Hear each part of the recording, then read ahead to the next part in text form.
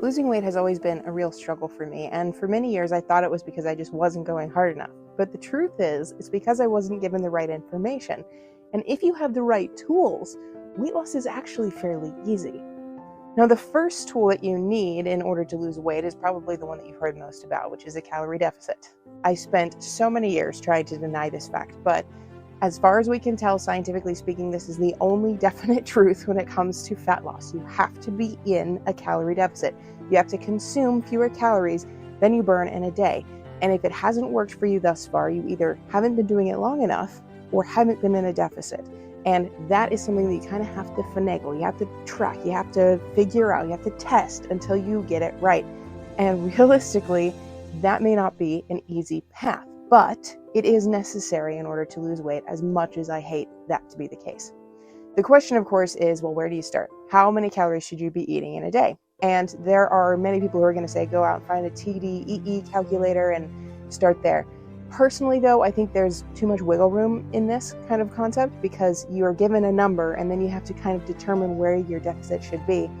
Whereas with the equation I tend to use and is recommended by some of the professionals that I have seen, they give you a specific number that starts you off in a deficit that you don't really get to question. So you see if it works, and then if it doesn't work, you can go down from there. But that equation is essentially taking your ideal weight or your goal weight and multiplying that by 12. That's going to give you just one number, and you do your best to hit that number every single day. And that's going to get you into a calorie deficit without constantly questioning whether or not you should lower your calories further. And generally speaking, you have to test this for like 3 months in order to know whether or not it works. So don't quit after 2 weeks, which is typically what I would do when the scale didn't go down. Instead, you have to know that this is a long-term process and that if you stick with it long enough, you'll start to get results. But of course, there's a downside to a calorie deficit, which brings us to the second tool, which is you need to work on building your muscle mass.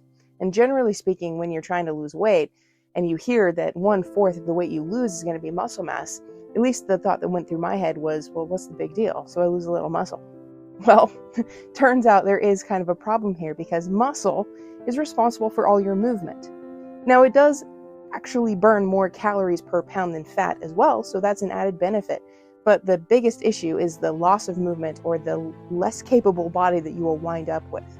So the best way to prevent muscle loss while in a calorie deficit is to strength train and to keep your protein up. Now, strength training is something that I think people find intimidating, certainly when they first start out. But realistically, there are some home workouts that are really basic that can cover pretty much all the muscle groups that you need in compound movements. And that's going to be push-ups and squats. Generally, that's going to get everything you need in order to keep your muscle mass going. And it's going to keep building muscle mass, assuming you get enough protein into your diet. Now, the challenge of working out at home is that it requires more reps because you're primarily working with body weight. Whereas if you go to a gym, you can add on a lot of extra weight, and that means that it takes fewer movements to get to the point of muscle failure, which is generally what you're trying to do, where essentially you are pushing yourself to the extent that you can no longer extend your arms when doing a push-up, or you can no longer stand up properly when in a squat. That's the point of failure. Generally, that's going to be easier with gym equipment, but it is not necessary. Now, when it comes to protein, so that you actually can build up the muscle, I was woefully under in my protein consumption for most of my weight loss journey. And the data currently suggests that you need to get about 0.7 grams of protein per pound of body weight, or 1.6 grams of protein per kilogram. Now, I generally go with a really simple equation for this one as well, though, where you take your goal weight, and that's the number of grams of protein you should eat in a day. So for me, that's about 160 grams. That's hard enough to do. So technically speaking, I should probably be getting a little bit more than that, but all things considered, that's hard enough to do. I'm not going to push it too far, but that's going to help you get the nutrients you need in order to keep your body functional, which is why that's so important. And protecting your muscle mass protects your body, which allows you to get the results that you're looking for. But of course, none of this stuff can work. Neither a calorie deficit, nor strength training, nor protein can have any effect on your body and your weight loss if you give up. So the last tool that you need is the fortitude to stick with it long term. I think all too often people get stuck in this mentality of, I'm going to get down to this weight by this time, and then if they're not seeing the scale go down the way that they want it to, they quit. that's not going to help you, because realistically, your dream body is going to be at the end of your labor. And whether or not you put in the effort and time, that time's going to pass anyway. So you might as well do the work so that you can live more of your life with the results that you're hoping for. Now, it's definitely going to take a lot more time, and it's going to be harder than you would like. I know that for me, weight loss is a very, very frustrating endeavor. And it turns out 2 pounds of weight loss in a week is actually extreme weight loss. As in, if you lose more than that, it's usually not very good for you. Now, there are obviously some ways to finagle this, and you can experiment with things. But generally speaking, if you're losing more than 2 pounds of fat in a week, you should reevaluate. So when you look at the scale, it's likely not going to reflect the work that you're putting into it. It's going to be a lot longer. It's going to take a lot more work, and you are going to mess up. You are going to not follow your diet some days. You're going to go over.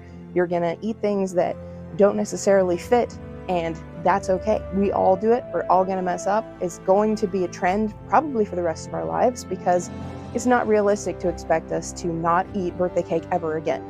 It's not realistic to expect us to never have a French fry because these foods we like, and figuring out how to incorporate those into our diet is a helpful thing.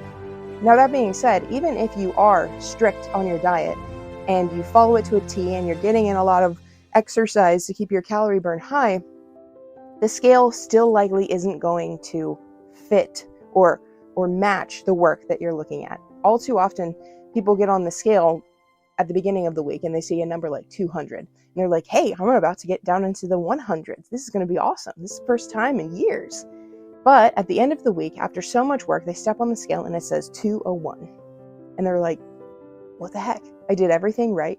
And they're angry and pissed off and depressed because the scale's supposed to go down. So then they go, well, I'm not going to quit this time.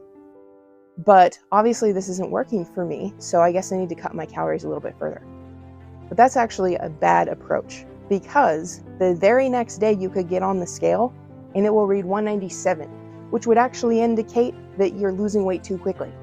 So you have to know that the scale only ever gives you an estimate of what's going on in your body, and you have to look at the long-term trend, as in like 90 plus days of being in a deficit and seeing what the trend is, whether or not overall you're going down, because that scale is going to be thrown off by any number of things, including your sleep habits, your water intake, the inflammation going on in your body, your hormones, your sodium. All of these things can play a role in shifting the way that that scale functions. So generally speaking, when you see that scale not going down, you think to yourself, this isn't working. I have to change something, when the reality is you just have to keep moving forward. And that is ultimately what you have to do when it comes to losing weight in general, is you just have to keep moving forward. Now, that being said, all of these things are great to know, but when it comes to actually implementing and getting yourself to eat consistently in a calorie deficit, that's a whole separate monster. So we're going to be going into that one and how you can actually make small changes or relatively easy changes to help you eat consistently in a calorie deficit in the next video. So make sure to check it out here.